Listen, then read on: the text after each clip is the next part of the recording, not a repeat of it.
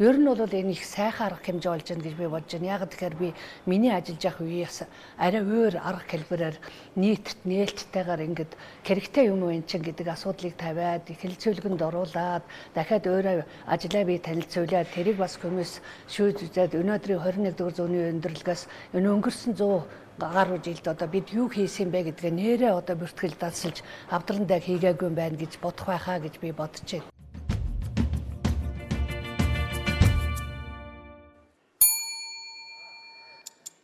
За бүгдээрээ сайн байцгаана. Энэ өдрийн мэнд хүргэе.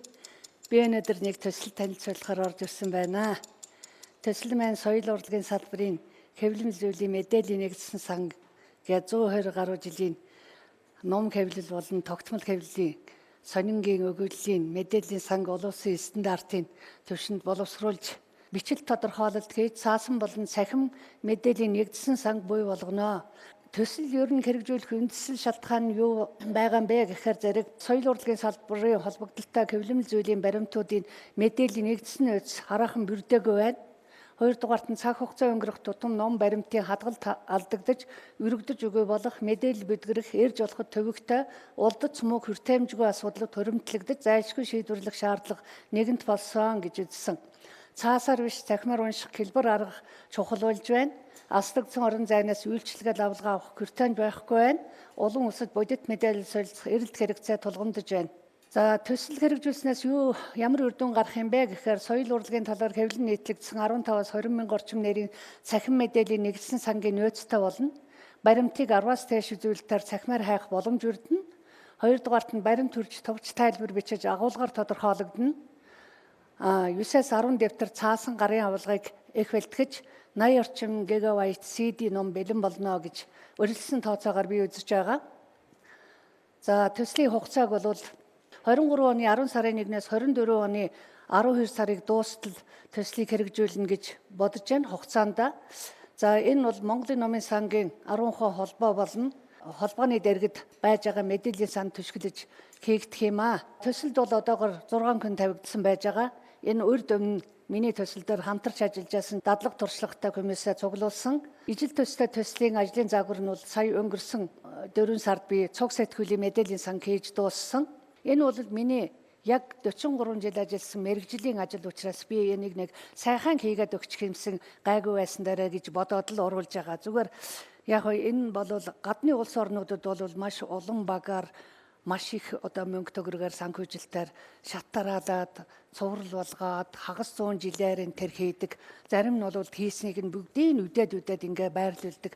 Манай энэ хийх үндсэн гол шалтгаан нь бол ер нь энэ мэдээлэл бол ЮНЕСКОд айгүй бодиттой биш мэдээлэл очдог учраас эрхвиш нэг 100 жилийнхаа ядаж соёл урлагийнхаа салбарын хэвлэгдсэн зүйлээ бодиттойгоор улсын түвшинд хүрэхээр дуудаж болохоор хайж болохоор стандартын номжин тодорхойлолтоор нь хийгээд индекс код олгоод ингээд өгөх одоо тийм чадвар уг нь байна л да. Тэгээд тэгтээ нэг амар баярлж би энгэлж чадна гэж хүлээж аваад хийгээд байдаг тийм их амар ажил биш. Тэгэхээр энэ ч одоо захин ба цаасан сан гэдэг юм уу гэх юм тий. Цахимын бүх мэдээллийн 10-аас 13 үзүүлэлтээр дуудахаар интернет сүлжээгүйгээр ашиглаж болохоор өгөгдөл програмд оруулна. Танд ариун их туршлага байгаа гэж харагдаж байна. За дээрэс нь номын сангийн салбарт та олон жил ажилласан. Ямар нэгэн тийм тусдаа програм гэдэг юм уу тийм хөгжүүлэлтийн ажлууд ер нь хийгдсэн үү? Одоо тэр нь бас яг одоо зэрэгцээд хийгдэж явж байгаа. Тий, ер нь бол надад ямар мэдээллийн сангийн хуримтлал байна гэхээр 80 оноос хойш соёлын яамд ажиллаж байхдаа хуримтлуулсан Монголын ном хэвлэлийн салбарын бүх гаралт, эрэлт, оролт 6 хэвлэх үйлдвэрээр ер нь дагнж бараг хариуцчихсан. Тэр Галилеотой хамтарч ажиллаж байсан тэр мэдээллийн нөөц туршлагаасаа гадна яг соёл урлагийн салбараар одоогоор бол би 1900-аас 1990 он хүртэл 7,000 нэрийн зүйлийг хэвлүүлсэн. Тэгтээ тэр бол тайлбар байхгүй зүгээр нэрс.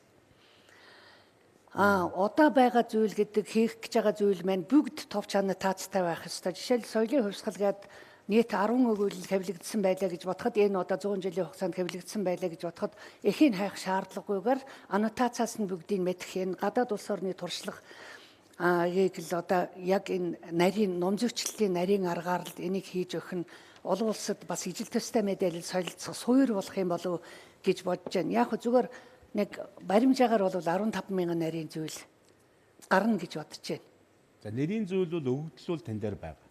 Энэ өгөгдлүүдийг та яг тусдаа тийм одоо цахим програм хийлгэж гэнэ үү? Бэлэн програм ашиглаж тэн дээр оруулж гэнэ үү? Энэ тусгай програм хэрэгтэй. Тэгэхдээ энэ бол маш өндөр өртөгтэй учраас бэлэн байж байгаа үнэгүй програм буюу одоо затер програмд оруулдаг ч юм уу, бүр баяа гэж бодоход хамаалга access програм дээр ч гэсэн анх би оруулж л байсан. Тухайн програм нөөцлөгдөхөөр нэг модуль нэхэд байдаггүй, хаанаас ч байсан нэг болоод унших боломжтой. Ямар ч гэсэн өөрийнхөө одоо мэд хэмжээний програмууд дээр оруулж байгаа юм байна. Соёлын яамн дээр бас энэ номын сангийн чиглэлийн биштэй хийгдэж байгаа одоо өмнө хэрэгжилжсэн тэр програмуудыг нэгтгэх гэдэг юм уу? Соёлын салбарын буюу одоо соёлын салбарч нь бол маш өргөн хамрах хүрээтэй болчихлоо шүү дээ. Энэ соёлын салбарын хамрах хүрээг одоо нэг дор одоо байх тийм нэгдсэн мэдээллийн сан бүрдүүлж байгаа. Тэн дээр бол ном хэвлэл гэдэг юм уу, номын сантай холбогдолтой ингээд тэр програмуудыг ч гэсэн тийшээ соёлын өвтэй холбогдолтой бүх програмуудыг нэгтгэж байгаа. Тэгэхээр тань дээр бол өгөгдөл нь байгаа юм байна, холбогдох одоо тэр бүх мэдээлүүд нь байгаа юм байна. Энийг одоо өөрийнхөө байгаа тэр програмууд руу оруулчих юм байна. Тэр нь яаж тухайн цаад програмтай бас уялдаж тэгээ хэрэглээнд орох уу тий? Хамгийн гол нөгөө судалгаа шинжилгээ болон бусад одоо энэ мэдээллийг хайсан хүмүүс тэндээс нэг бүр юм харах. Ингээд салбарын хэмжээнд нэг цогц тийм арга хэмжээ болох юмны нэг хэсэг нь бол тань дээр явж гэнэ гэж харж байна. Тэгээд танд энэ их одоо зөв санаачлаг гаргаж мөн одоо бодит ажиллуулах гэж явж байгаа талархал илэрхийлье. Ямар ч хэсэн төслөө танилцуулчлаа.